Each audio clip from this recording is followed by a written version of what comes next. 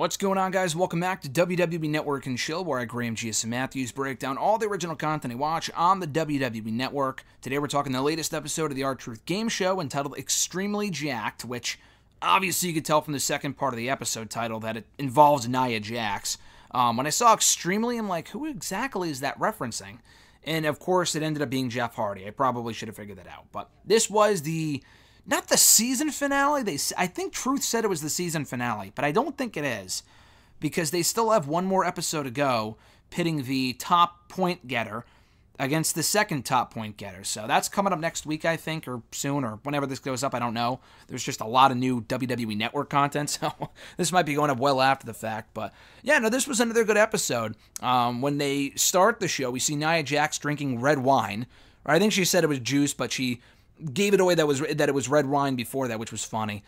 They then start off playing Trivia Per Truth, where R-Truth asks Nia all these questions, including who have been some of the women to be involved in the Men's Royal Rumble. Who are the only 4 women to be involved in a Men's Royal Rumble match? Of course, that being Chyna, Karma, Beth Phoenix, and herself. She also named, which was very impressive, and she had some trouble initially, but she ended up figuring it out, the 5 women that she beat in a random Raw gauntlet match. And I guess you may remember, because the main event at Raw, she didn't win, but she came close. She remembered all the women that were in the match. And she lasted a while, but I was really impressed by that. So it was herself, it was Bayley, Sasha, Emma, Dana Brooke, and I thought somebody else. I think there were 5 women. Now, I can't remember. I'm pretty sure it was Mickie James, Dana, Emma, Sasha, Bayley. And Sasha won the whole thing by taking out Nia Jax in the final part of it. She also talks about, when they're answering questions, that she doesn't know what the Samoan Alphabet is. And to be completely honest with you, I had no idea there even was a Samoan Alphabet. R-Truth asks her, how many letters are in the Samoan Alphabet? I had no clue. I had no idea about that. So she's not a fool for not getting that right. He asks her what's up, and she says that she, took time off, obviously due to the injury. She's back now, and she got to spend a lot of time with her family, which was cool. And she said she was walking right after her surgery, so that's pretty commendable. Good for her. They then play a game called All Nia Jaxed Up, where and this is difficult. I mean, the first one is a gimme, and I'm not really sure why she got it wrong, but it took her, she got it right, but it took her a little time to figure it out. The other ones were difficult, and she ended up figuring it out, where R-Truth would take a superstar name and jumble up all the letters. And for some of these longer names, it's difficult, and I had no idea what he was going for here, but The Rock was the first one. I mean, it was so easy, but she took a little longer than you would think to get it right. But she also got the Big Show on right, Xavier Woods, Brock Lesnar. Those were tough, and granted, R-Truth gave her help, he gave her hints, but it was still impressive nonetheless. They also quickly talk about the 2019 Men's Royal Rumble match that I mentioned earlier. Not just because that she was in it, but because she took R-Truth's spot. R-Truth and Carmella won the Mixed Match Challenge that year in 2018, therefore earning themselves the final spots in the Men's and Women's Royal Rumble matches that year.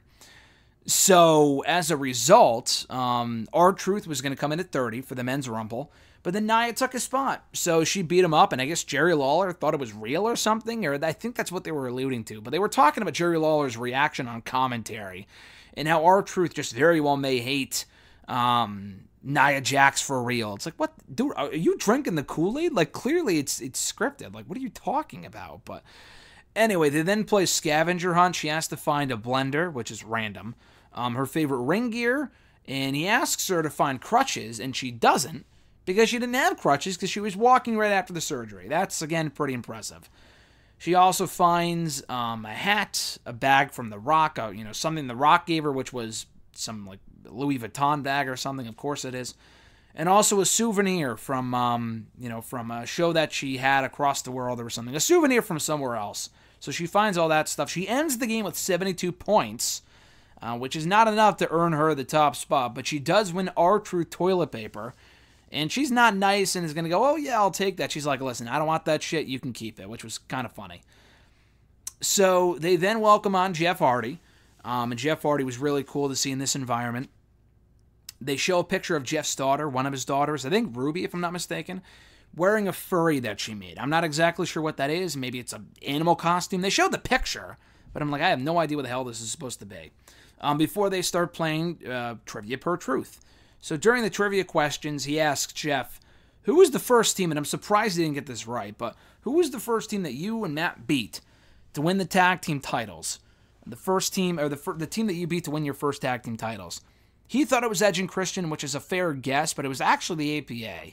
You would think that he would remember his first tag team title win a little better, but apparently not. It's not just a random match like the Gauntlet match.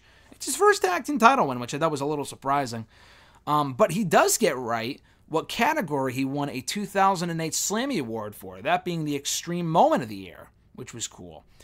He can't name every member of TLC. Then again, I can't either, so there's no shame in that. But he also names a bunch of people that wore face paint in WWE. He got Goldust right, Sting, Demolition, Road Warriors / Legion of Doom, and Ultimate Warrior. The only person I think he missed in the end before R-Truth kind of gave away the answer was the Boogeyman. So we got a lot of the face paint people right. So after that, he talks about being in a great spot in his life right now, homeschooling his daughter and all that whole stuff, which is cool. They also play Show Me Your Tats, where they've done this game here on the show before, where R-Truth shows off a bunch of tattoos that people has, and Jeff Hardy has to guess who they belong to. It includes Brock Lesnar, Bam Bam Bigelow, Tensai, which is not actually a tattoo, it was a fake tattoo. But that's what Truth is known to do, bring in fake tattoos here on the show. And Kofi Kingston. And I think he got like almost all of them wrong, but it was a fair guess anyway. He also talks about painting tobacco barns when he was growing up and how he's kind of doing something similar now. He's currently working on it. He can't wait for it to be done. I think they showed him doing that in his Chronicle a couple of months ago. So, yeah, that's what he's currently working on and hoping to get that done soon.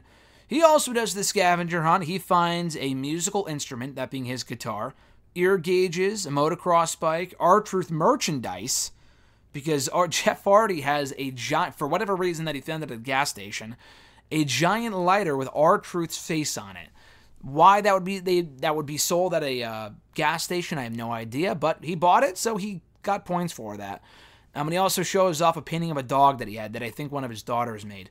So he ends the game with 70 points and a time travel bike or some dumb shit like that. It was like a drawing of a bike that Truth said could travel through time.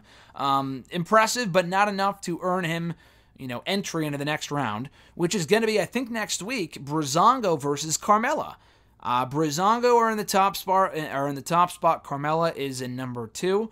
I thought it was going to be 1 and 2 versus 3 and 4, but it's actually going to be 1 and 2. Just that's it. And maybe they are doing 3 and 4 at some point. I forgot who's in 3 and 4 and 3rd and 4th. But they were just doing Breezango versus Carmella on the next episode, so that's something to look forward to. He closes out the episode with a wrap-up, and that was it. So another very enjoyable episode of the R-Truth Game Show, the Extremely Jacked edition. And yeah, I'm going to be sad when the show ends. This has been a lot of fun. I think this was the 7th episode to date, and Truth has really taken something that really... It was going to be a good show regardless, but I'm sure they had this whole elaborate plan to film at the WWE headquarters and have this whole giant set. That would have been cool. But this has still been fun. They've been able to do the scavenger hunt and stuff like that, so it's actually benefited them in certain ways. But yeah, check it out right now on the WWE Network, the Extremely Jacked edition of the R-Truth Game Show. Be sure to check out all my R-Truth Game Show reviews right here on the channel. In the description box down below, it has a playlist of its own. Be sure to like the video, drop a comment, share the video, and subscribe to the channel for more daily content. Hit that little bell button as well to be notified every time a new video goes up. Yeah, that's about it, guys. So take care. Have a great rest of your week/weekend. I'm Graham G.S. Matthews, and I'll catch your ass down the road.